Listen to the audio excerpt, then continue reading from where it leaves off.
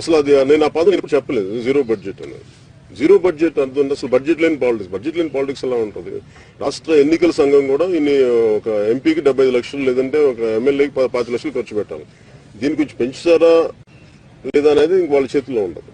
Zero budget అని కాకుండా ఓట్లు కొనుగోలు చేయని రాజకీయం రావాలని మనస్ఫూర్తిగా కోరు. నేను చెప్పి అలసిపోయాను. నేను ఎప్పుడు చెప్పలేదు బాబు జీరో బడ్జెట్ డబ్బులు లేకుండా రాజకీయం చేయాలని నేను ఏ రోజున చెప్పలేదు. ఎలక్షన్ కమిషన్ కూడా ఈ రోజున 45 లక్షలకు పెంచింది ఖర్చు. ఎవరికి భోజనాలు పెట్టకుండా రాజకీయం చేసేద్దామంటే కుదరదు. కనీసం భోజనాలు పెట్టాలి. నా మీద వస్తారు అభిమానం.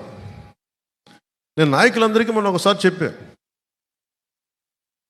డబ్బులు ఖర్చు పెట్టాల్సిందే, ఓట్లు కొనాలా లేదా అనేది నేను చెప్పను. ఎప్పుడు ఇది కనీసం 2029 ఆ తర్వాత వచ్చే ఎన్నికలు కానీ ఇంకొక 10 years తర్వాత అయినా సరే అసలు డబ్బులతోటి ఓట్లు కొనాల్సిన అవసరం లేని రాజకీయం రావాలి. అప్పుడు నిజమైన అభివృద్ధి ఉంటుంది.